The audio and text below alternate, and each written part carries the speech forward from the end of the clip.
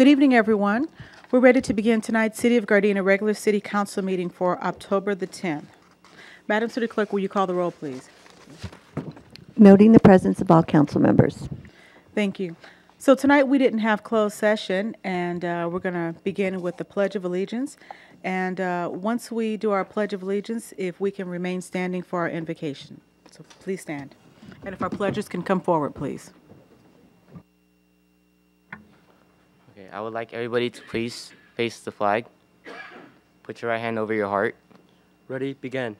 I pledge allegiance to the flag of the United States of America and to the republic for which it stands, one nation, under God, indivisible, with liberty and justice for all.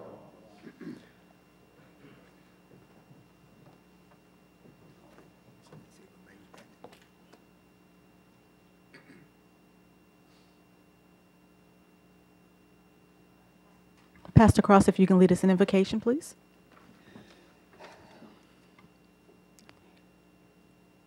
Lord, we do thank you for this privilege that we share together.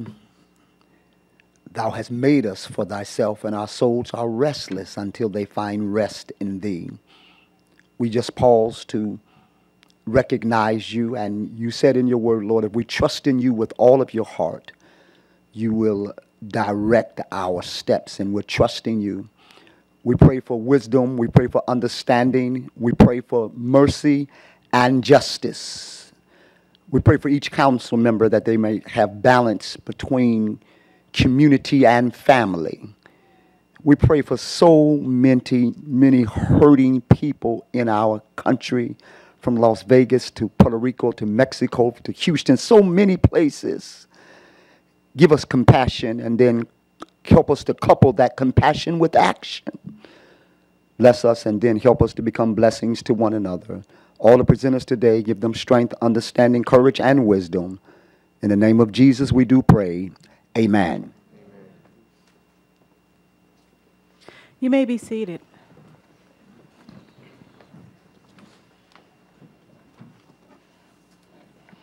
At this time, if I could have both of our pledgers please come back to the front, please. So tonight's Pledge of Allegiance was led by two seniors from Gardena High School, Cedric Verata and Tri Lee. Both of them, as mentioned, attend Gardena High School, and they're seniors. They are also members and representatives of GDAP, which is known, the acronym GDAP stands for Gardena Drug and Alcohol Abuse Task Force. Their principal is Ms. Martinez, and thank you guys for leading us in the Pledge of Allegiance tonight. And Cedric, would you like to say anything? I would like to thank you all for giving me this opportunity to say the pledge. Okay, thank you. And Troy, would you like to say anything as well? Thank you for having us here. Okay, thank you. Now, are you guys accompanied by your principal tonight, or your parents, or? We're here with High School Task Force. You're here with the High School Task Force. Okay, well, thank you guys again for leading us in the Pledge of Allegiance. You did a great job, and thank you for being great students at Gardena and for being on the High School Task Force. We appreciate that. So everyone, please give them a round of applause. And Pastor Cross, if you could please come back to the front. I'd like to just read his bio here. Tonight's invocation was led by the Reverend David Cross, who is the pastor at Liberty Church, located at 14725 South Gramercy Place. Pastor Cross was born in Chicago, Illinois, and he was ordained to the ministry in Dallas, Texas in September 1985. He holds a Bachelor of Arts in Religion and Sociology from Bishop College in Dallas and has completed a Master's of Art degree in Christian Education from the Interdenominational Theological Center in Atlanta, Georgia. He also has several years of experience as a mental health specialist. Liberty Tabernacle Ministries, known as the Liberty Church, was founded in September 1998, held its first worship service in October 1998, and moved into the current facility on Gramercy Place in December of that same year. Pastor Cross's strong conviction to reach hurting people and change lives through community outreach led him to establish a ministry called I Care. Through this program, at least 40 church members volunteer their time and resources to make a positive difference in the community through their outreach each week. Reverend Cross and his wife, Jacqueline, are the proud parents of 2 sons and 1 daughter. Pastor Cross, would you like to say anything? Turn your mic on. Turn your mic on. There's a little red button there. Okay. I'm just thankful to be here and for the City Council and Madam Mayor and to just to serve in Gardena. We've been here for a while, just celebrated 19 years of our church anniversary on Sunday, and it's just been a blessing to be in Gardena and to serve. It's just, Lord just opened the door, and we just really renewed our eye care ministry again, and it's been a blessing to serve in the community and to help people there. So I just thank you all for this opportunity of being able to serve in Gardena. And if you all need our assistance, we're here. Okay, thank you very much. Everyone, please give him a round of applause as well. And next up, we have a certificate of appreciation here. Give me just a moment.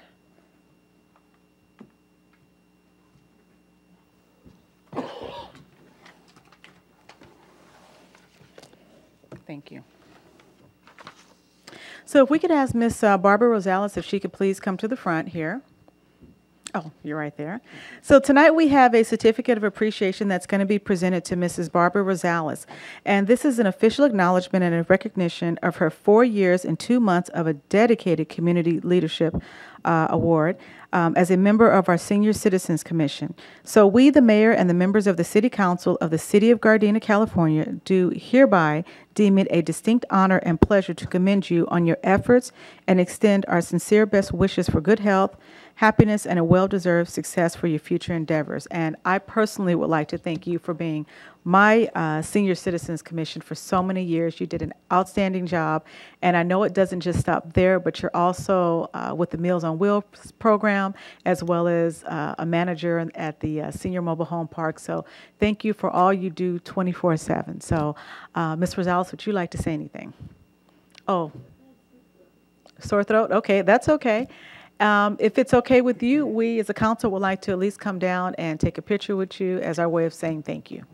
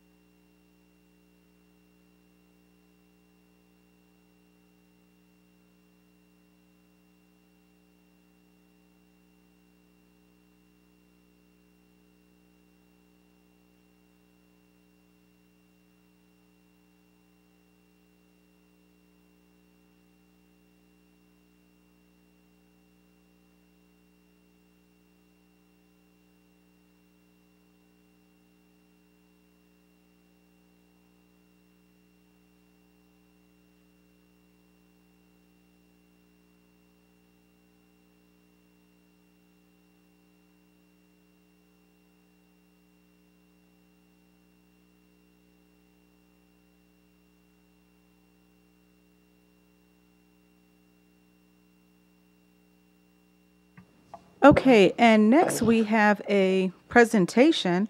Tonight this is going to be presented by Deputy Chief Police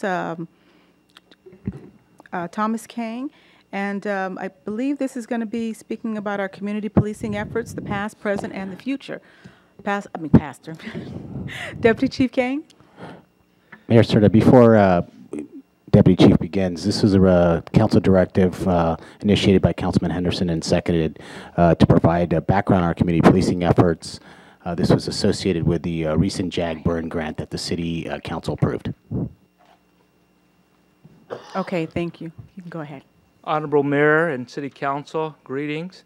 I'm excited tonight to talk about our community-based policing efforts. Part of it, our efforts is a picture is worth 1,000 words. Over the past weekend, it's actually a example of our community-based policing efforts, from our pancake breakfast to our Coffee with the Cop. Everyone in this council has participated in one of many police events that we provide. So what's our concept? Our concept is form a community partnership. I believe we've accomplished that ever since 2007. Increase the department's accessibility, train personnel in community-based policing philosophies, and also problem solving as we approach them. And in light of major incidents such as the one we just had in Las Vegas, that's a clear example of us being ready. It may not happen in Gardena, but it absolutely could happen anywhere in or nearby our town. The goals. We have 3 core values: organizational transformation, community partnership, and problem solving. So who's going to lead us in all of this effort? Over the several years, Chief Medrano in 2007 has began our community-based policing strategies. Myself, Deputy Chief, Captain Wiki Leafy Nico, our district program, which is our core or fundamentals of our community-based policing, is run by Lieutenant Steve Prendergrass, District 1, David Brock, District 2, and Lieutenant Eric Lee. And as everyone, for the most part, knows these 3 individuals. Then you have Vince Osorio, who's a lieutenant, Mike Zafel, and Todd Fox, who are part of the support staff of part of our district policing. And also, every member in our command staff has worked some form of our district policing program. So we know the model, we know it very well. And as a bold statement, I could say that Gardena Police Department and the Gardena community has one of the best community-based policing partnerships of all of South Bay, and even I could even go out and say of LA County. I'm very strong about that. We're actually a very progressive role model for the other cities.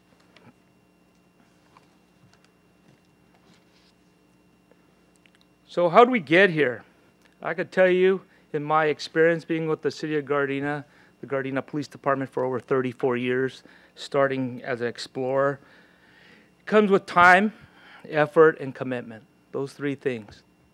And start with our past. In 2007, we created a very progressive crime prevention investigation and program called GCARS, which led into our district policing model, which everyone knows, part of our district policing. And then in 2010, we saw the significant results of that from a big reduce in crime that led us to some major accomplishments. Through the years, we kept the momentum going. And our major accomplishments, Chief Medrano created the Police Advisory Board. We created a media center. We have real-time mapping we use today, which gives all the citizens, you could go online, and it has all our up-to-date information of crimes and where they're occurring in our city.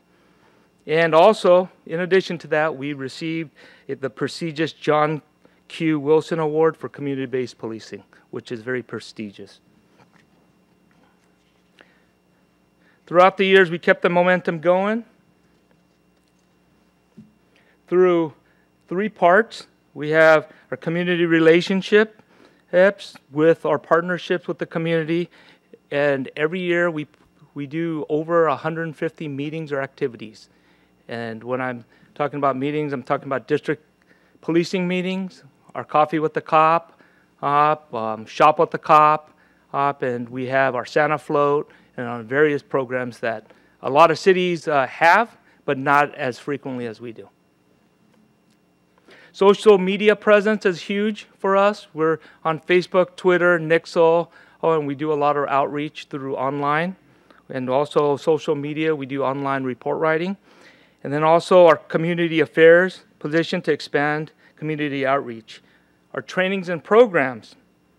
One of the big things right here, part of Sterling Kim here, is our GJIP, which is our Gardena Juvenile Justice Intervention Program, which is huge. And that's a good sign of a healthy community when we have have great partnerships with the community, and also working on our juveniles, our young youth.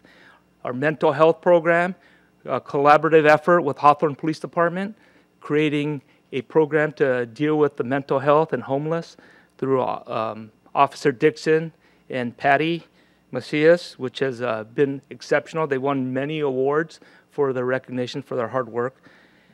Also, continuous ethics training, not only for our young officers, but our senior officers with the changing times.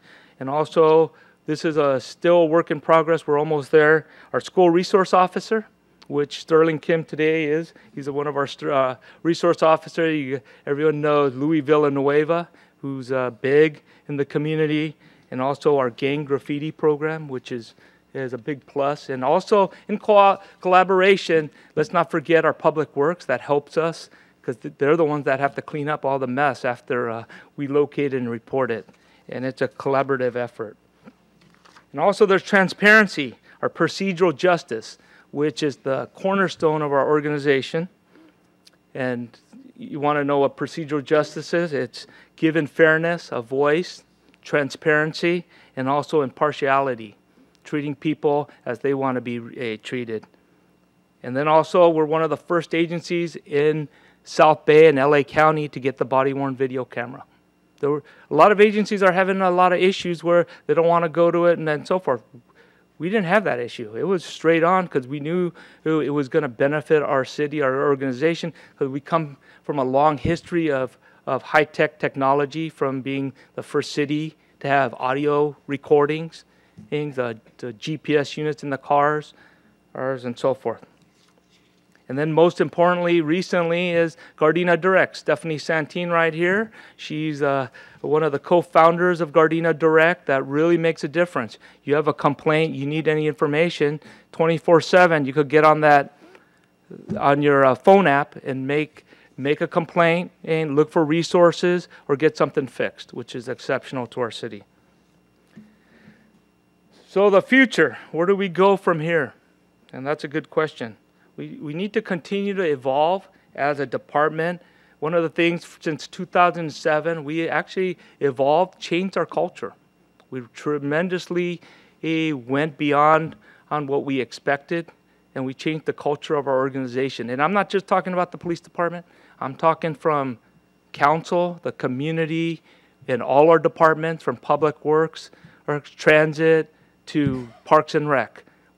We have a community where our Gardena policing strategy is no longer a program. It's actually woven in our day-to-day makeup of our organization. And engaging in problem solving, which is big for us, and we're constantly being ready.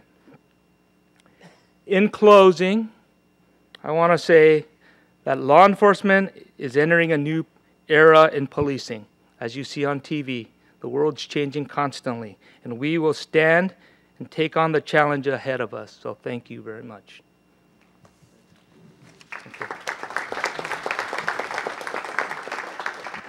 Thank you. Hold on a second. Does anybody here have any questions or comments?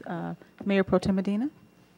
I'd like to make a comment that give a lot of credit to our acting city manager, who was a police chief at the time. And I remember distinctly in 2010, he made a promise that not only has he kept, but he's surpassed it. And not that he did it all by himself, but the point is that he made a promise that he would make the citizenry of Gardena like our police department, as opposed to fearing them. And when he created the districting and made the police more accessible, there's still a lot of media that needs to be put on as far as the accomplishment of our police department. I've witnessed, when I was president of the South Bay Council of Governments, the 4 cities were after him to get him as their police chief. And I also am a regional council member for the Southern California Association of Governments. 4 cities are asking how we work our Gardena Direct, and I've given them phone numbers, and they want to find out how is it that Gardena is so successful at keeping crime low. So I really hope all of you give a big round of applause to Ed Medrano.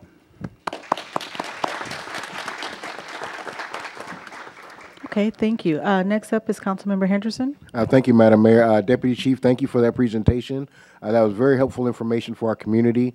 We should definitely advertise and market our accomplishments a little bit more, so not only our community but surrounding communities understand that we are trying to be progressive in the actual term of being progressive in regards to fostering positive community relations. One quick question I have, I noticed there was ethics training for police recruits. Budget notwithstanding, is there a training schedule for current officers that are non-recruits or just been on staff for a while? Is there a training schedule that's in place, and do we send folks regularly to training? Councilman Henderson, yes, we do. The question, yes, and we do a lot of in-house training, from ethical training to tactical communication, escalation, de-escalation. It's part of a one big package. It's not singled out. And we actually just had that training this past year within the last 6 months. Thank you. That was it. And then one last remark to that is this information that the presentation I gave tonight, this is just a small, I guess, snapshot due to time. But I will be going to all the district meetings, those that want a more in-depth, and really highlight it. But I didn't want you to be up here all night. So. Okay. Are there any other questions? No? Okay, go ahead, Councilmember Tanaka. Thank you, Madam Mayor. Back when I was a young policeman, it was Neighborhood Watch, a long time ago. And as Councilman Medina said, if you look at what our city manager as the chief has done, he has taken Neighborhood Watch to a greater level than anybody has ever seen. We are the gem of California. People look at our city and our department as the example. He has taken Neighborhood Watch and turned it into a community district policing where everybody takes responsibility for their areas. And, you know, we do Facebook, so I don't know if you saw it on Facebook, but we just had a bunch of things posted on Facebook where the community is making phone calls to the police saying, this is not right, come and check it out. And how many criminals have we got?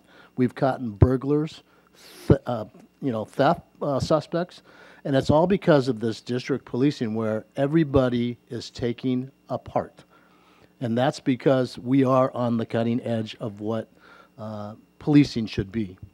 And so I'm a very proud person that's a retired policeman from city, but I am proud of what the chief, the deputy chief, and what our city does as a team. Not just the police department, it's a team. We all are a part of doing what is right. So thank you very much. Be proud being part of our city, a safe city. Thank you. And then lastly, I just want to leave with every one of you up at the council chambers and everyone here. We all set the example. Oh, and I told this to Councilman Tanaka during our coffee with the cop. In 1982, I was a police explorer at the Police Explorer Academy. Councilman Tanaka was an instructor there. And that was the first time I've ever seen an Asian police officer. And because of that, it actually set the stage of my career. So thank you. Hold on, you can't get away that quick. One more question. There's one. I forgot to mention one small thing, which is not a small thing. Speaking of Facebook, about 6 months ago, there was a woman in her 70s or 80s that was lost. She was disoriented. She didn't know where she was going. There was immediate Facebook, Instagram, Gardena Direct. They all said, if anyone knows who this person is and where she comes from, within an hour and a half, they found out where she lived, where she came from, and how she got there. So I don't know how I sound like a preacher about Gardena Direct, but it really, really, really works. And for those of you who don't have it, it's free. You can get it on your phone, and you can find out exactly what's happening in Gardena. You can report stuff. Not that you're going to drop a dime on anyone, but you can report stuff that's not cool, and it won't leak back to you. You will be doing your community a service by saying, yo, quit spraying on my wall. Okay, Councilmember Kaskanian. Thank you, Madam Mayor. Deputy Chief Kang, Acting Manager Medrano. I would like to salute you guys and all the police department you guys do phenomenal job. All my colleagues, whatever they said, it fits you guys 100%. I don't want to say too much, but you guys do a great job. I feel like I'm in the safest city in the whole Southern California. You know, we do have all these programs and everything. The community involved with the police department, that's big. And few times, members from the community, residents, they ask me, when is the coffee with the cop? Coffee with the cop. You know, they want to come and they want to engage with the police department. So that tells us something. You guys do a phenomenal job. You know, I salute you guys all the police department from the top to the Explorer. Thank you very much. Thank you very much. One last comment. I know this has probably been like an extension of your presentation, but I would just like to say that from the beginning, I saw district policing begin as a resident before I was even on the council, and just kind of embracing it from that standpoint. And I can honestly say, I see the difference in our community. I see how much more trusting the community is of our police officers. In my opinion, I believe crime has gone down, even where I live, as a result of our community working with you guys as well.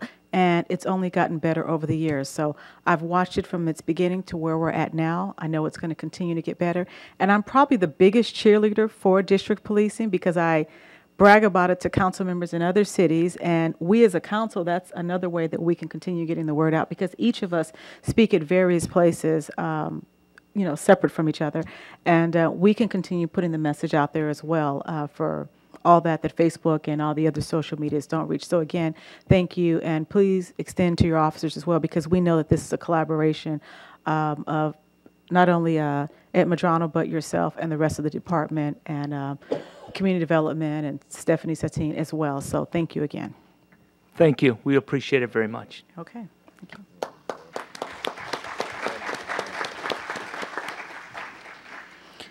Okay, and now we're moving on to another proclamation. This one here is Gardena Red Ribbon Week, and if I could have the representatives from GDAP and Gardena High School Task Force please come forward. I'm going to read the proclamation as you guys are coming forward here. This here states that, let's see, this proclamation. It states, whereas the abuse of drugs, alcohol, and tobacco impedes the ability of youth and adults to lead healthy, productive lives, and whereas California has led the nation in making expansive investments in prevention by launching the most ambitious prevention education program statewide, advocating that communities and individuals continue prevention, education program, and activities to discourage the abuse of alcohol, tobacco, and other drugs. Whereas Gardena Drug and Alcohol Abuse Program, GDAP, in conjunction with the Gardena High School Task Force and ADAP, are coordinating Gardena Red Ribbon Week, celebrating to promote the Gardena Red Ribbon celebration to support year-round prevention education efforts, offering citizens the opportunity to demonstrate their strong, healthy, drug-free lifestyles and to develop an attitude of intolerance to the use of illegal drugs and the illegal use of legal drugs. And whereas established in 1985, the National Red Ribbon Celebration will be observed again in 2017 in communities across America throughout Red Ribbon Week, October 23rd through 31st, during which the citizens of Gardena will show their commitment to healthy, drug-free communities by wearing and displaying red ribbons during the week-long campaign. So I, the mayor of the city of Gardena, do hereby proclaim October 23rd through October 31st, 2017 to be Gardena Red Ribbon Week, and encourage all citizens of our community to participate in activities in conjunction with the observance and to be proactive with our neighborhoods to bring awareness, especially to our young people, of the need to reduce and eventually eliminate the incidence of alcohol, tobacco, and other drug abuse in our nation and state, but especially in Gardena, thereby supporting the celebration's 2017 theme, Be a Positive Voice, No to Drugs is the Best Choice. And I'll turn it over to you. Okay, well, my name is Rich Gomez, and I'm the chairperson of GDAP. And Madam Mayor and Honorable City Council, Honorable Mayor, that is, it has been my annual privilege and honor to receive this proclamation. And so once again, this year I received this proclamation on behalf of GDAP and our Gardena High School Task Force. And I just do have one other thing I want to say. Yes. Sorry for the interruption. Hi, my name is Michael Valderrama. I'm a senior at Gardena High School, and I'm really tired of the smell of marijuana being infilled on our campus, and this is one of the reasons why I'm deciding and committing to being drug-free. All right. And I challenge you to make the same commitment. Hello, I'm Mary from Gardena High School. I'm a junior, and I'm tired of seeing my peers ruining themselves to drugs and alcohol, and therefore I have decided to committing myself to staying drug-free, and I decide you to do the same. Well, my name is James. I'm also a senior at Gardena High School, and I'm tired of people promoting drugs to my peers, and that's why I'm committed to staying drug-free. And that's why we challenge you to stand with us.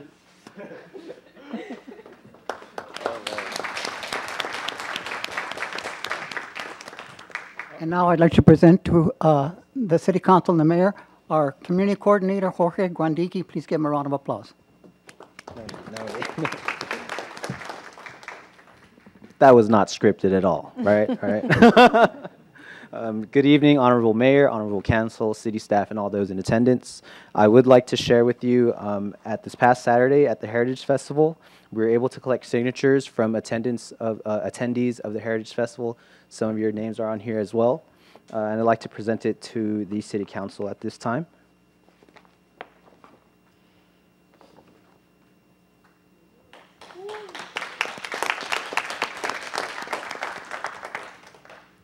There are also a few key events that I'd like to share at this time as well. On October 28th, that is a Saturday, from 10 a.m. to 2 p.m. in front of the Gardena PD, the DEA is hosting the National Prescription Drug Takeback.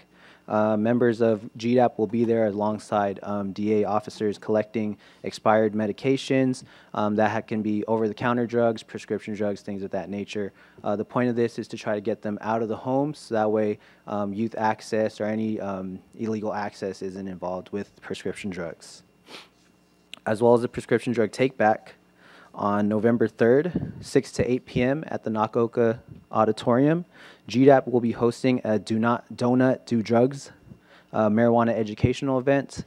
We'll be having information on marijuana and its effects on growing minds, on effects on the community, and many more topics as well. Refreshments and raffles are provided. And on top of that, as you can tell, GDAP's been very busy. We actually created a calendar to share with you all. There should be some available in the back as well, highlighting some of the key events that GDAP will be participating in. The community can get involved as early as the 21st, when we'll be putting up red ribbons at the Nakaoka Center lawn. And here are some flyers for you all. Thank you. Thank you. And I believe we're going to take a picture with you guys as well. Yeah. Okay, if my colleagues can just stay up here and we can ask you to come to the front here and we'll take a picture.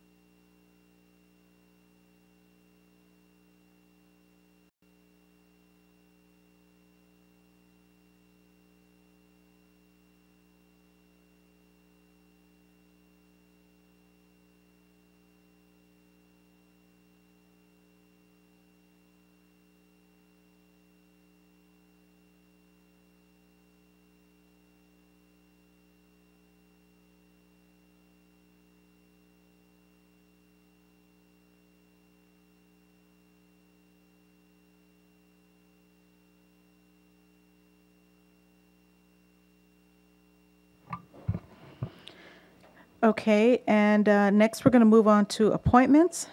Does any member of the council have any appointments to be made to any commissions, committees, boards, or council at this time? Just me? Okay. So tonight I would like to nominate to our Gardena Economic Advisory Committee Task Force, Edward Yoon. And if I could get a second, I would appreciate that. Second. Sorry, who? All three of us.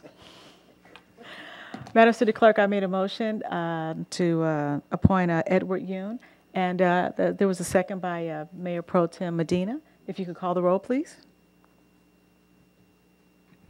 Mayor Serta? Yes. Mayor Pro Tem Medina? Yes. Councilmember Tanaka? Yes. Councilmember Henderson? Yes. Councilmember Kaskanian? Yes.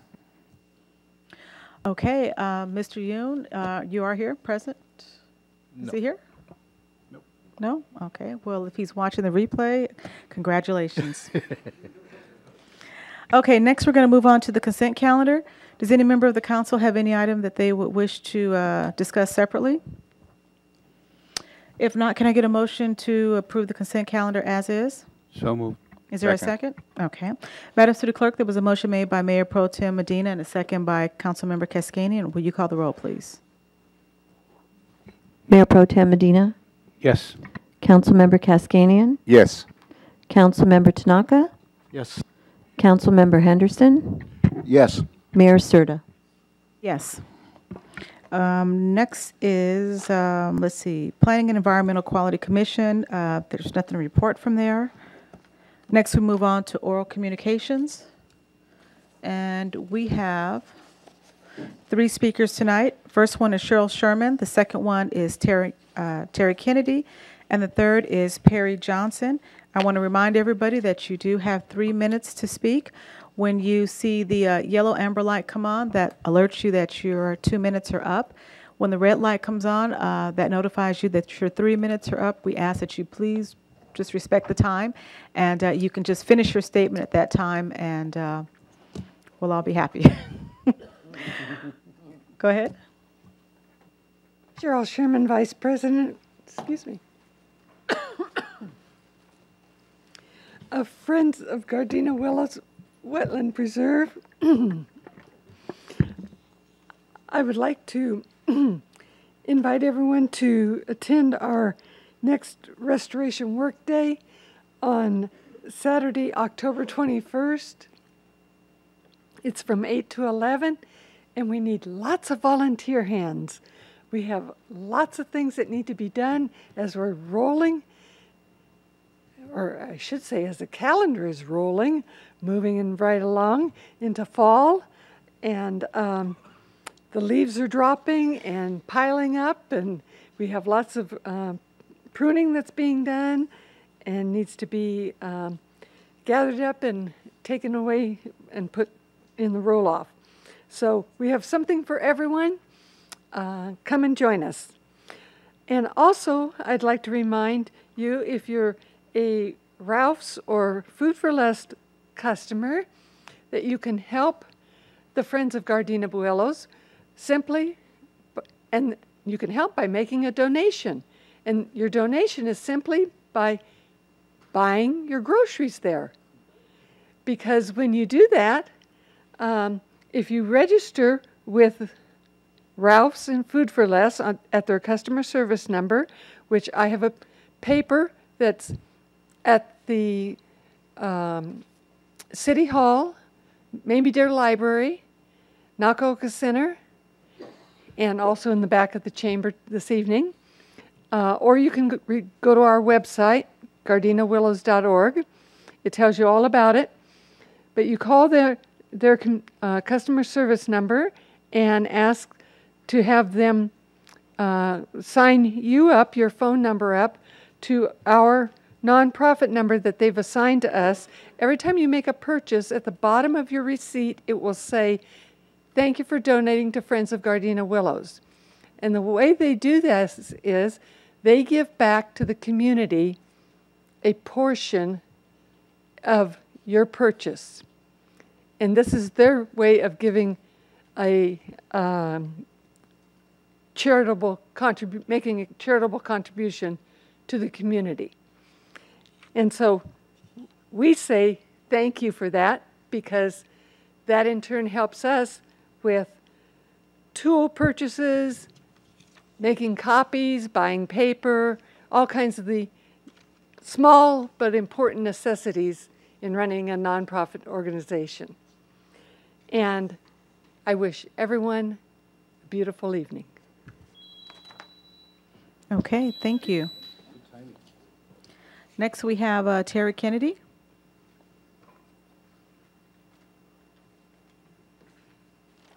Good evening, members of the council. In 1940, the Census Bureau counted the number of people in Gardena. There were 5,909 people in Gardena in 1940. Every 10 years since, the numbers have gone up, sometimes way up. The last census that was taken was in 2010. There were 58,829 people in Gardena. In 2020, there will be another census taken by the federal government, and we'll have another number. And I'm almost positive that number will be greater than the 58,829 in 2010.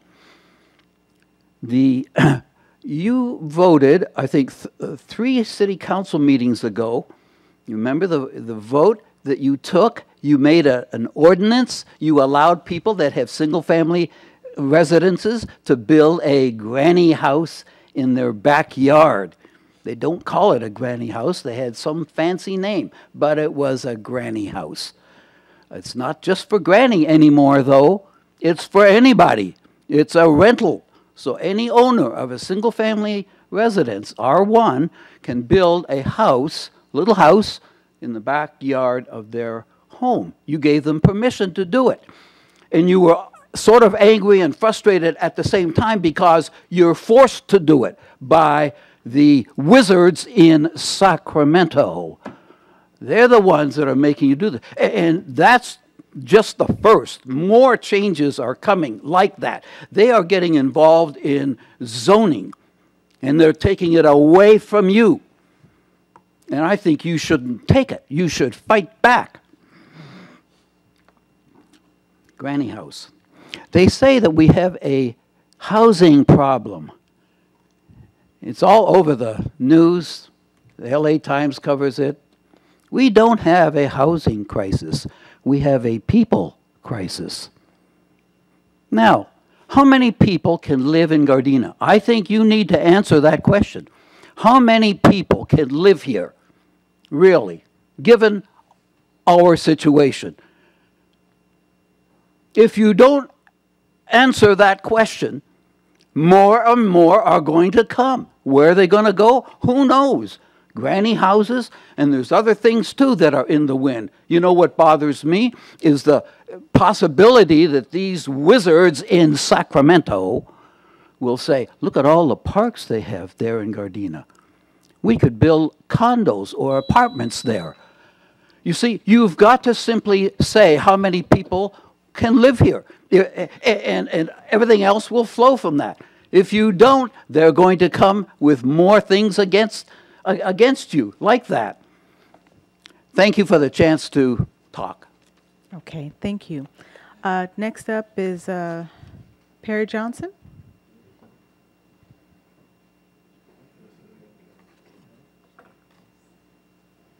Honorable Mayor, members of the Gardena City Council. I have a handout here I'm giving you. The first 2 pages are from an article in the Sacramento Bee talking about Governor Brown recently signing 14 affordable housing laws.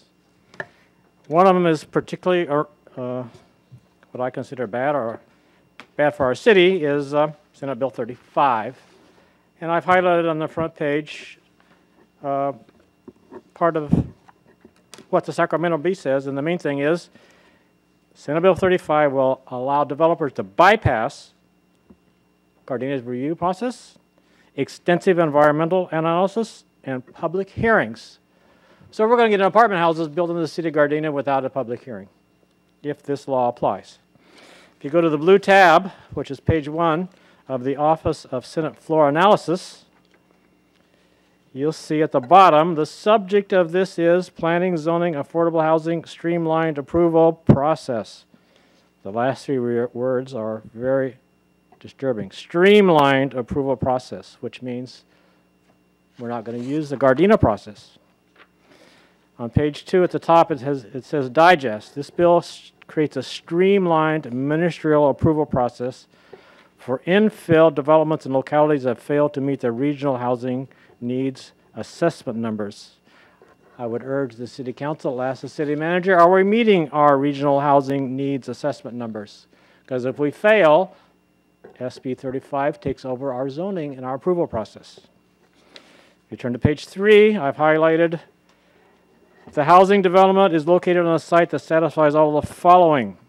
And number 3 is rather onerous. It says a site that is zoned for residential use or residential mixed use. It doesn't say R1, R2, R3, R4. It says all residential. We're going to have apartment houses in neighborhoods that are 100% residential, single family. And also, all the mixed use, which was changed a few years ago, we might see apartment houses lining Rosecrans Avenue and Western Avenue, and they won't have any parking required. We're going to get to that. If you turn to page 6, this bill prohibits Gardena from imposing parking standards for a streamlined development. So in other words, if a developer says, I'm using SB 35 to do my apartment house, all the other codes we have go out the window, and including the parking codes.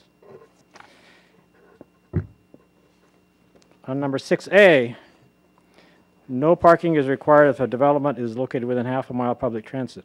I'm not sure how much of Gardena is in there, but I think most of the city is within half a mile.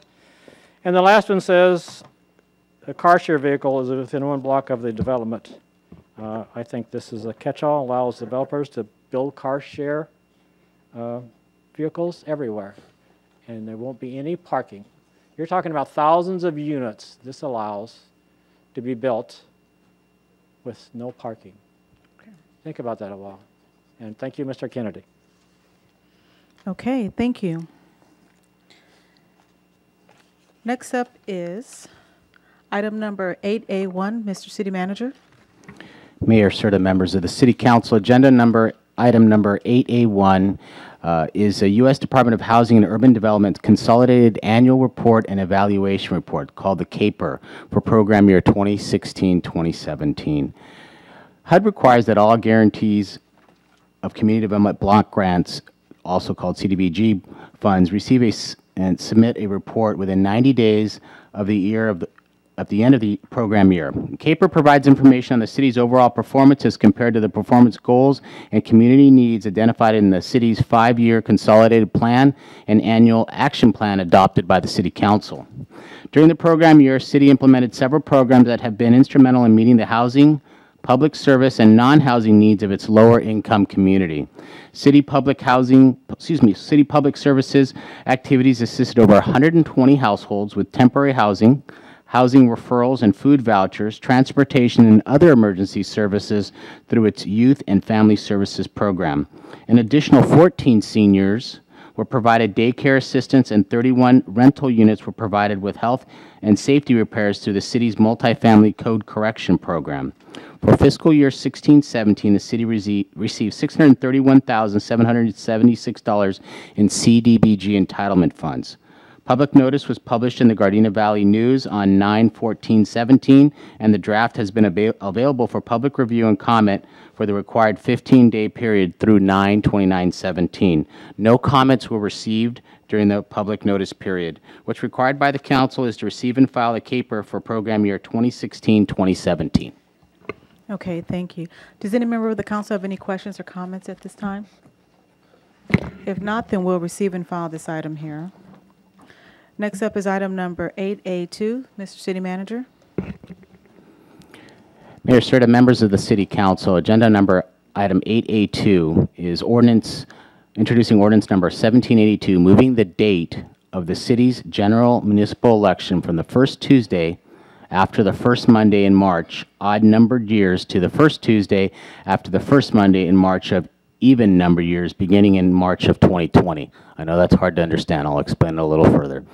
General municipal elections for the city of Gardena are currently held on the first Tuesday after the first Monday in March of odd number years. Senate Bill 415 prohibits a local government from holding an election on any date other than statewide election date. In doing so, in the past has resulted in a significant decrease in voter turnout. The change was specifically made to increase voter turnout at municipal elections.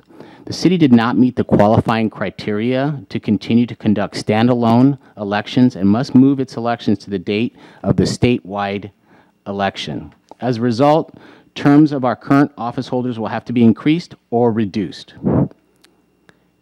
And then, as you recall, Council, we had a presentation by the City Clerk's office about the different changes in the law, and at the time, Senate Bill 568 had not been approved. But newly chaptered bill, Senate Bill 768, moved statewide primary elections in even number years to the first Tuesday after the first Monday in March.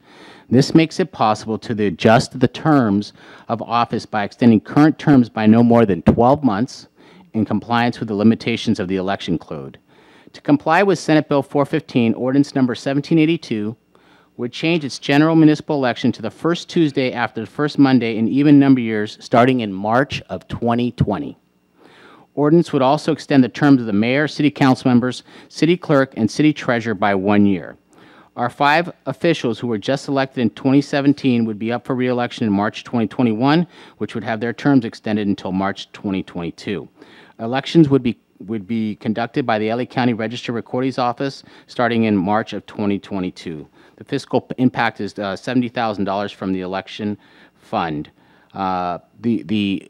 This ordinance essentially brings us in compliance with the state law. There's only two real decisions to shorten or extend, and Senate Bill 568 made this the most viable option for our City Council to put us on the right schedule. What's required by the City Council is to introduce ordinance number 1782. Okay, thank you. Does any member of the council have any questions or comments at this time? Councilmember Henderson? Thank you, Madam Mayor. Thank you for that breakdown, Chief, just so it's clear for everybody playing along at home.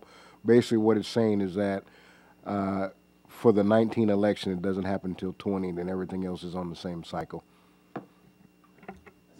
Essentially, that's what occurs, and it extends the terms for all of you for 1 year. I'll introduce it. Well, hold on one second. Are there any other questions or comments? If not, go ahead. Madam Mayor, I'd like to introduce ordinance number 1782. Okay, well, this ordinance has been introduced by Councilmember, ordinance number 1782 by Councilmember Henderson. We don't second it, we just introduce it, that's all. Okay. Okay, we're going to move on to item number, and just for those who are watching in the audience, this will come back before us again still, and we'll have more discussion on it, but this is just the introduction. So next we're going to move on to item number 8B1. Mr. City Manager. Thank you, Mayor Serta, members of the City Council. This is a public hearing.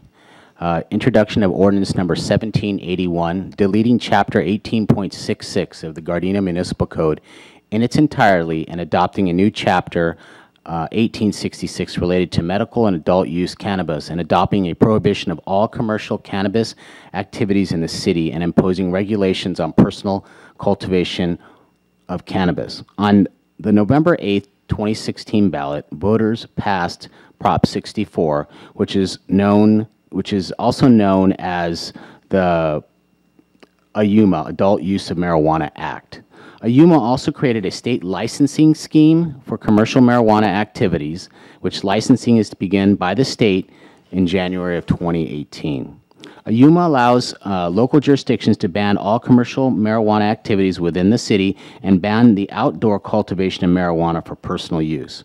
On December 13, 2016, Council adopted an urgency ordinance number 1771, placing a temporary ban on all recreational commercial marijuana activities. And then we did a study session on April 25th 2017 by the HDL companies. If you remember, you were all provided this background to talk about the different options that were available to the city in regards to recreational commercial use of marijuana. On June 27, 2017, Governor signed into law Senate Bill 94, which repealed the previous provisions of law related to medical cannabis. And essentially what that did is created one regulatory scheme for both medical marijuana and non-medical or recreational marijuana. That's called the Medicinal and Adult Use Cannabis Regulatory and Safety Act. And I can't pronounce that acronym, but it's long. September 15th, 2017, the Planning Commission held a duly notified public hearing on a prior version of this ordinance, which took into consideration all evidence presented, both oral and writing. And as if you recall, the direction from the City Council made as a council directive is to bring back an ordinance similar to the one that is currently proposed. The Planning Commission recommended that the City Council prohibit all commercial, medical marijuana, and adult use activities in the city and impose a permitting scheme and reasonable regulations on personal cultivation. And that is to deal with, grows that potentially could be a public safety hazard relative to electrical, permits and, things that are used to grow marijuana that could potentially be a hazard inside even a residence. A draft ordinance was provided to the planning commissioners, was revised to reflect the new changes of the law that I just mentioned based on the regulatory scheme of both medicinal and recreational marijuana that was merged into one, but no other substantive changes were made. Provisions banning regulation activities and imposing a permitting scheme and reasonable regulations on personal cultivation remain the same. Just wanted to add on just a note that, as we introduce this ordinance, the state is going to roll out its licensing scheme in 2018. This by no means prevents us to look at that as they move forward to see if we want to take an approach as later on, but being a little bit more conservative and seeing how the lay of the land goes in terms of this regulatory scheme and looking at other cities and to see if what worked and what didn't work is always something that we can do in the future.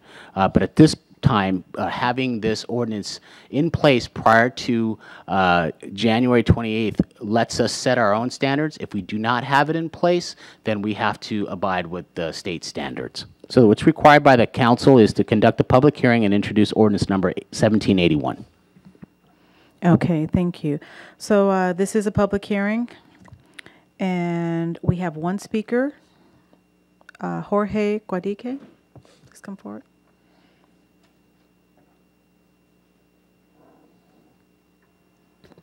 Good evening, Honorable Mayor, Council, City staff, and all in attendance. I'm speaking on behalf of GDAP. I just want to remind the Council that the whole point of GDAP and the whole point of the Red Ribbon Week is really youth access to substances. While marijuana may have changed from an illegal substance to a legal substance in our state, it is still illegal for those under 21 to have any access to marijuana. Research has shown that when there is more exposure to a substance, youth are more likely to use that substance, youth are more likely to be curious and to want to experiment with that substance. So if we were to allow dispensaries or any kind of marijuana activities, I'm just fearful for the effects that could have in the youth of Gardena. It would normalize marijuana use in the city, even more so than the media already does, and I believe that that's something that this city could do without. Something that we are also worried about is an oversaturation of dispensaries. If you look in LA, in the Harbor Gateway area, in all kinds of unincorporated areas of LA, there's large amounts of marijuana dispensaries that we're finding. And so if we were to allow dispensaries within the city, I'm just worried about an oversaturation within our city.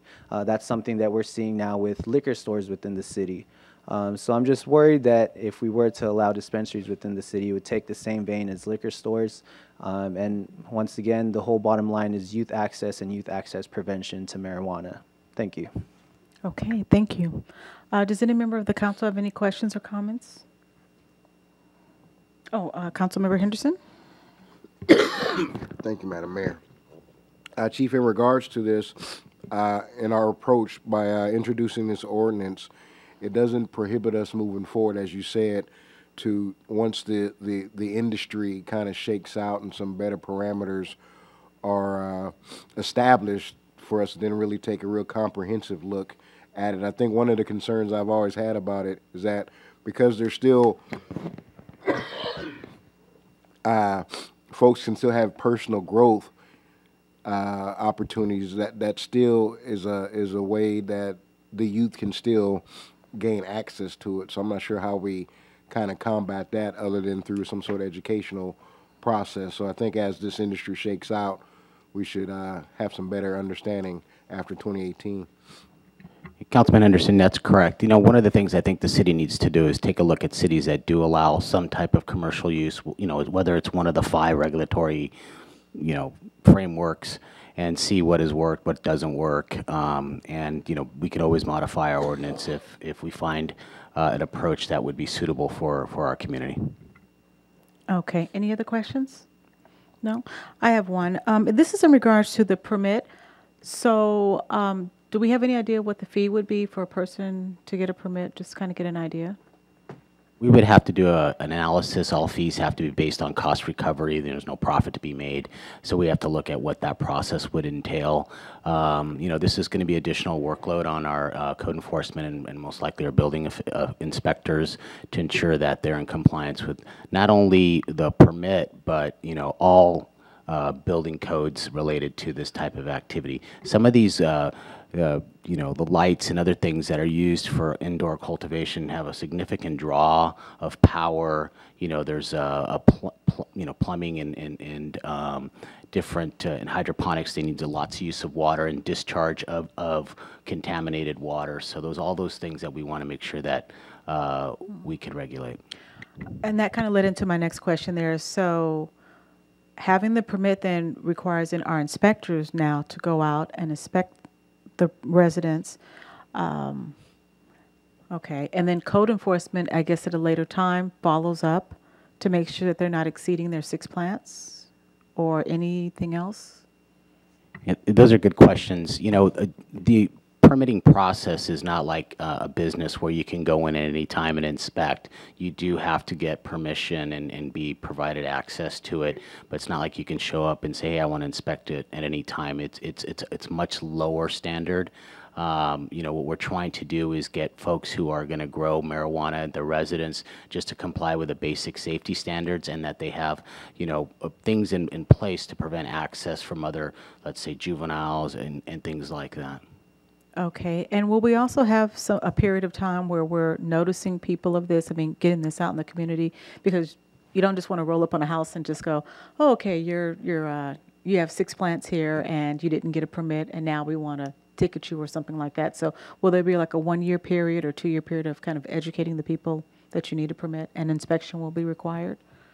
Yes, I think the two approaches that have to be taken is, one, there's need to be public education before, you know, 2018 to ensure that if people are interested in getting a permit, what that entails. And also, I think that we can work through a sort of a cheat sheet, like if you're going to do this, these are the rules, this is what you have to do. We have that already now. For example, you want to change your water heater, you pull a permit, it kind of gives you, these are the specifications, it has to be strapped, you know, those kind of things to assist in having that information available to our community members. Okay. Are there any other questions? If not, I'm going to go ahead and close the hearing. And at this time, I need somebody to introduce ordinance number 1781. I'll introduce. Okay. Second. Okay. Now, do we need a second on this because it's a public hearing? No, we don't? Okay, so this item will come back to us probably our next meeting, and we'll be doing an official vote on this as well at that time.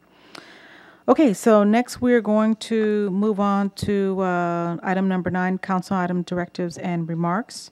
And we're going to first begin with directives. Are there any city council directives at this time? Councilmember Henderson? Thank you, Madam Mayor. Just want to notify my colleagues up here, city council as well as city staff, that neighbors have been discussing coyote sightings in the community, so we should just be aware of that and start taking the necessary precautions. Okay. Any other directives? I do have one. This item that was brought to us today during oral communications about Senate Bill 35. I was wondering if our staff could do a little bit more research on this and provide some information back to us. I'm curious as well how this will affect us moving forward into the future. Is there a second on that? I second that. Okay. Mayor Serta, that legislation is going to have some significant impacts because the city, like most cities, we're not unique, have not met our housing element numbers. So I think it's very timely that the City Council review that and take a deeper dive into that and maybe some of the other potential ones if I identify some that are potential impacts. Okay, great. And next we're going to move to our city manager remarks/directives. Mayor Serta and members of this council, this is a follow-up to items that have come before you and to circle back so you understand what you have been provided.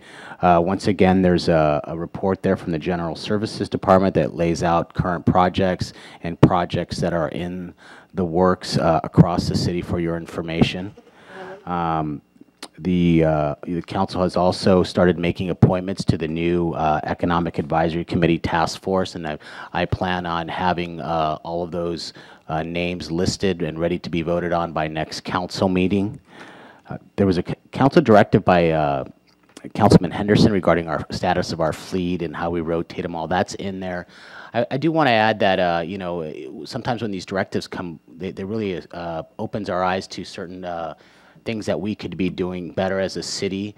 This directive in particular, as we were putting together that information, we quickly noticed that we don't have a good accounting method for our fleet.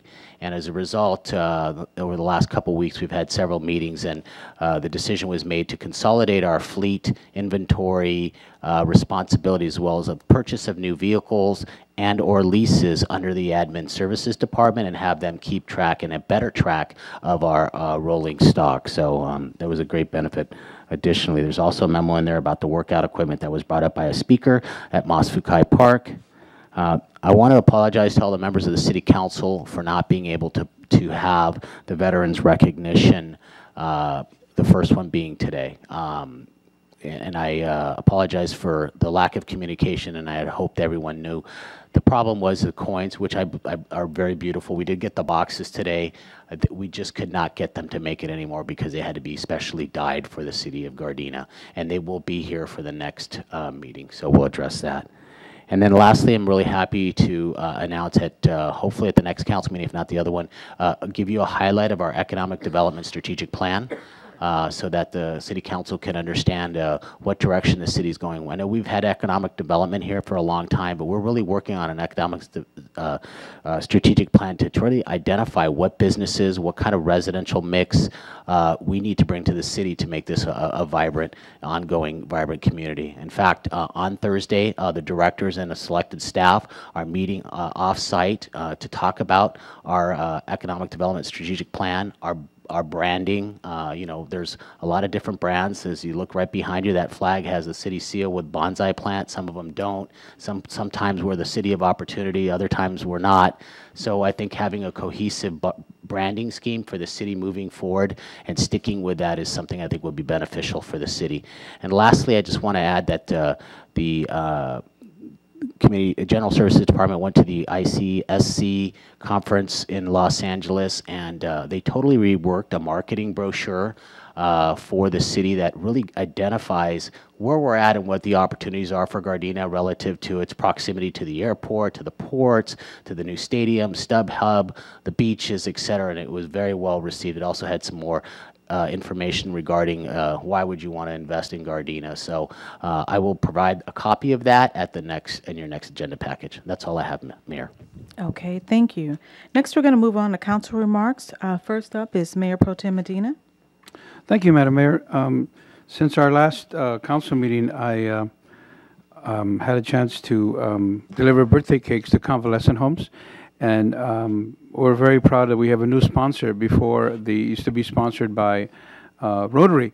And because of financial difficulties, I didn't want to stop delivering the cakes, so I found a new sponsor, which is New Challenge Ministries and also Waste Resources, which donate the money to buy the cakes, and I in turn deliver them to all 7 convalescent homes that we have here in Gardena. So I'm very proud of the fact that we didn't stop delivering cakes, and we still can deliver cakes, and seniors will be able to celebrate their birthdays at the end of the month, every last Friday of the month. But I also want to bring up a point that hasn't been brought up for a long, long time, and that's that the city of Gardena, right in front of the police department, we have a drug drop-off. It looks like a mailbox, kind of, but it's not. And I haven't had a chance to advocate that so much because I stole the idea from the sheriff's department, and we brought it into the city of Gardena. But for those of you who have drugs that you no longer use, we've had situations where this one lady came in with a bag this big full of drugs that were prescribed for her father, and her father died. And they kept giving her these drugs. And, you know, we advertise a lot not to flush them down the drain because the next thing you know, you have a whale that's on Quaaludes and all that stuff. But the point is, we have a drug drop-off right in front of the Gardena Police Department, and it's open 24/7. Just make sure you cross out your name, and you can just drop off the drugs the way, you know, the way you have them. So it's just an FYI for those of you who are not aware of it, for those of you who are watching this for the first time. The police department has a drug drop-off. You don't have to say your name. You don't have to, nothing. Just make sure you cross out the names of the drugs, whatever they are. Please, no needles. And the reason I'm saying that, not as a joke, but it's happened before. Some people have left off some stuff that shouldn't be there. So make sure that just drugs, pills, liquids aren't advocated too much, are they? No liquids at all. So just an FYI for those of you who aren't aware of that. And again, I thank GDAP for helping us out with that. That really helps out a lot. And I'm very proud to say that in 1982, our Kiwanis Club got together and financed the start of GDAP. And then later on, we got into the Red Ribbon Thing. So I was one of those old guys that participated then. So thank you again. I also, I had a chance to play at the the street fair. I kept calling it the Heritage Festival. In fact, all of us are still calling it that, but it's the street fair. And after I finished playing there, I went over to El Segundo to celebrate their 100th anniversary, which is a lot of fun. And I was very, very shocked when I attended the Southern California Association of Governments, which was the day before. And Governor Brown showed up, and he was pushing his dual pipes, those twin pipes that are going to bring water to California. And on my way here, I heard that that bill passed. So we'll have fresh water coming in from Sacramento at a high cost, but it won't have to be over the ground anymore. It'll be underground. And I wanted to emphasize the fact that on October 24th, which will be on our next city council meeting, we'll be thanking a veteran every single council meeting from that point forward. And I'm really advocating for those of you who have friends who are veterans that would like to be thanked. Just call City Hall and let them know that you want to get involved and participate in the Thank a Vet program. I think we're one of the few cities in Southern California that's doing that, especially Vietnam veterans who were never ever thanked for their services. And I'm one of them. I served in '67, '68 as a medic for the 101st Airborne. So I'm really strong about getting these veterans to be thanked. And that concludes my report. Okay, thank you. Next up is Councilmember Kaskanian. Thank you, Madam Mayor. Since our last meeting, I attended a few events. One of them was September 28th, Employee Recognition Day. Oh, yeah. Employee Recognition Day. Thank you to all employees in the city of Gardena. You guys do a phenomenal job. Thank you very much. And I would like to thank Kelly and her staff. For past 2 months, Kelly and her staff, they've been going crazy putting all these events together between Jazz Festival, Heritage Festival, the employee recognition, on. And I'm sorry, Kelly, if I forgot a few of them, but thank you very much to you and your staff doing a great job. October 7th, I attended Gardena Police K9 Pancake fundraising. It was a great event as well. A lot of people. I purchased a ticket, so I looked at the line. The line was at the end of the Nakaoka, the other side of the door. So I waited for the line to get shorter so I can stand in line. Every time I wait, the line gets longer. So it was a great turnaround. A lot of people had breakfast. Good job for the police department and all the people that they helped, the officers, volunteers. Thank you, Chief and Deputy Chief. You guys did a great job too as well. And on the same day, I attended the Heritage Festival / Street Fair. A lot of vendors, a lot of people came in. It was a great event as well. I went, saw the fire department. They had a truck over there, and they made me to spray a little bit water and see how the pressure works on the water. So that was a good one too. And I want to say, lastly, I want to say thank you to G-Trans. I received the schedule calendar or the packets that it tells you what time, which bus or where it goes, where it stops. So I did deliver that to the appropriate people that they asked me for it. Thank you to G-Trans for providing this for me, and I delivered it already. And that's will end my report, Madam President. Madam Mayor. Okay, next is Councilmember Tanaka. Thank you, Madam Mayor. Well, I had a few things I have attended. The employee recognition luncheon was a great event. There is a lot of stuff in this city that just doesn't get done without the collaborative effort of an entire team that this city is. Kelly, thank you for a great day. The employees had a wonderful time. You could just see that everybody was having fun with each other and with each department. But be proud of the people that serve you in this city, because they do their utmost best for you all out there. And just, you know, thank them. If you see them on the street, thank them for what they do, because they do a lot. So thanks, Kelly. I attended Councilman Buscagliano for the LA City 15th District. He's a council member there. He had a first annual called the Yatai Festival on 186th Street in front of the school, blocked off the street. They had food vendors, entertainment, exhibitions. It was a really nice event to get that neighborhood over there together. There was about 2,000 people that attended from 11 o'clock till I think about 8. They had a kids zone. It was just really nice to see the neighbors in that area get together. And so they were supposed to come to our council meeting before to announce that, but his district guys didn't show up. But next year, we hope we can attend that. Went to Coffee with a Cop at the new Starbucks on Redondo and Normandy. Great location. Thanks to Starbucks for being such a good host. And I thank the PD because the more I attend these, the more you see people coming out just to shake a hand, to say thank you, ask questions, meet the people that serve them in uniform. And it's really nice because the people in uniform enjoy actually talking with you over a cup of coffee. So thank you very much. Thank you, Thomas, for getting your people out there. It was a very nice event. Pancake breakfast. Didn't get to eat because the line was long. I had another event, but I was able to. Your new T-shirts for K9 are really nice. The one shirt I saw, at least 5 of those K9s were mine.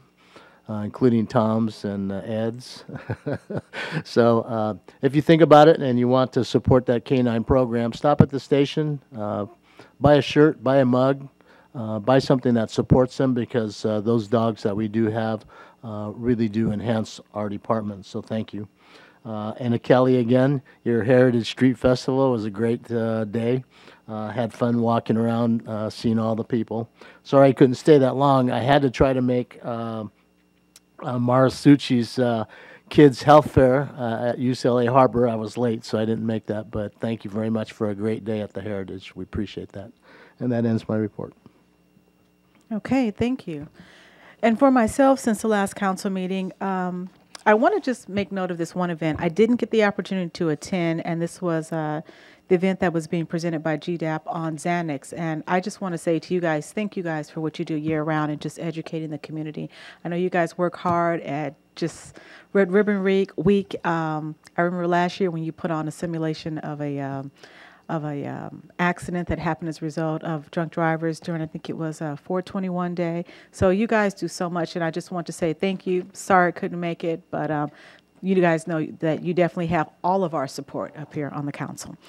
Also, since the last council meeting, I attended the Employee Recognition Day, and I just, again, would like to tell our employees here, thank you for what you do year-round here. We, the council here, totally appreciate it, and I love every time I hear a resident come up to me and just talk about some of the good experiences that they've had with various members of our employee staff here within the city. So again, just thank you very much. Also, I'm sorry, and Councilmember Mayor Pro Tem Medina was also present with us there. He forgot to mention that during his report. I also attended a District 3 meeting where I just spoke. I was a guest speaker that night and just spoke of basically the state of our city and how well we're doing right now. I also attended, since the last council meeting, the funeral services of Ms. Flora May Roberts. We did adjourn in her memory at the last council meeting, but she had a very nice funeral that was held in the city of LA. And about a week ago, I attended the New Frontier Leadership Democratic Club's dinner as they honored Councilmember Henderson for his great leadership within the community. So I was happy to be there to witness that as well. And congratulations. I didn't get a chance to see you that night and tell you, but congratulations. Yes, it was a long event. And also on last Thursday, I attended the Gardena Holly Park homeowners meeting where their topic that night was mosquitoes and dealing with the vector control. And that was facilitated by Mayor Pro Tem Medina, and I want to congratulate you for bringing that there to the Gardena Holly Park homeowners meeting. I think that topic kind of scared a lot of people, but it was good information for the community to know about how dangerous it is having standing water and just the effects that a simple bite from a mosquito can make. And then on this past Saturday, I attended the pancake breakfast. I was fortunate enough to get pancakes. Sorry you guys didn't get them, and they were great.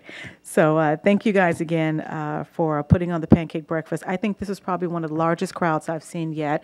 The attendance was really great, although we did get notified about 7 or 8 times through Nixle and emails and so on. So that was great marketing and just PR and putting that out. And immediately following the pancake breakfast, I went to a business grand opening along with Councilmember Henderson and Councilmember Tanaka, and it was a new business called the Nacho Lab. Oh, I'm sorry. Yeah, I'm sorry. Medina was there as well, too. And it was called the Nacho Lab, and it was a new business that opened up on Rosecrans in Normandy. 2 young sisters, and they decided that they wanted to open up a place where you could have nachos and put just about anything on it. So we had a great time doing the grand opening for them. And I actually have the whole video of the grand opening on Facebook. So if any of you guys would like to see that, please friend me on Facebook at Tasha Serta. And also I attended the Heritage Festival, and that too was a great event. And that was another one that I shot a quick video of, and I also put a 14-minute video on Facebook so you could see the entire event, to see everything as it was going on, and just the number of people who were out there that day. And unlike Councilmember Kaskinen, I wasn't forced to shoot the water off with the fire hose. I volunteered to do it, and it was really neat to be able to hold a fire hose and just kind of shoot the water across. I guess we shot it at the house or at the fire truck or something, but it was a lot of fun, and the kids enjoyed it as well, too. And on last night, I attended Hope Chapel Church as they had their women's community group meeting where they were encouraging women to do better in their lives. So that ends my report. Next up is Councilmember Henderson.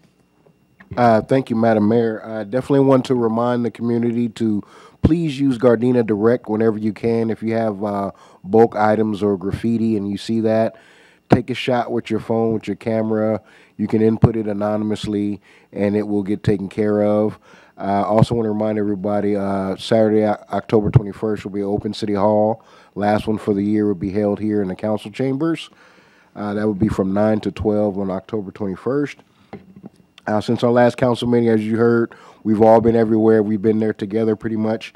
I was also at a PV Jobs luncheon. What PV Jobs is, it's an organization that helps folks returning home from incarceration as well as veterans get jobs in the construction trade. So I was appeared at that luncheon as their master of ceremonies.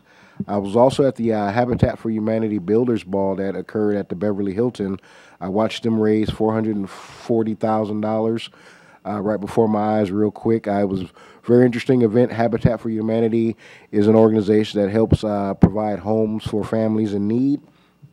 The employee recognition was a great event. I always tell my colleagues in other cities, pound for pound, our employees are the best. I owe the city attorney a rematch in Connect 4 and a few other city employees. I got beat pretty bad that day. I was up pretty good, but then I got beat pretty bad. So I gotta get that rematch going. Coffee with a Cop. It was also a great event out there at Redondo in Normandy. That's a great location for anybody that has a chance. Please go by that intersection and see all the work that's happening in that shopping center there. Pancake breakfast. I was able to get half a pancake, but I had to borrow that from somebody. The line was just outrageous. I had to borrow it. I actually had to borrow it. I had to borrow a pancake. I said, hey, let me get this pancake. The line was outrageous, which means it was a successful event. And then after that, we also went to Nacho Lab. I was able to get some nachos, and I put all kind of stuff on my nachos. It was great. You got proof. And then our Heritage Festival / Street Fair. Got to get used to saying the Street Fair part of it. Once again, I want to give congratulations to all the city staff, especially Parks and Rec, because you guys go hard from August to the end of the year, and everybody recognize. I mean, you go hard all year, but really, you go super ultra hard from about June all the way to the end, just nonstop festivals. We are a festival city, and I want to make sure that as a community we recognize that. Madam Mayor, so ends my report. Okay, thank you. There is one announcement I would like to make as far as upcoming events. I'm sure many of you have heard me mention several times before about CERT training, but we do have a series of classes that will be coming up on October the 21st, October 28th, and November 4th. And I believe there's flyers probably in our foyer area there. I highly encourage everybody to please consider taking a CERT class. There's so much great information that you will learn in the CERT training. So, and it'll be the class will be held at G-Trans right on 139th and Western. It is free, and I will be taking a couple of the classes again, just because there was so much great information that I learned there as well. So, CERT training on October 21st, 28th, and November the 4th. So I believe that's all of the announcements. Tonight we're going to be adjourning our meeting in memory of the victims of the Las Vegas massacre. That was on, I believe it was a week ago Sunday. And tonight, the Gardena City Council meeting will adjourn to our next regularly scheduled City Council meeting that will be on Tuesday, October the 24th at 7 p.m. We are adjourned.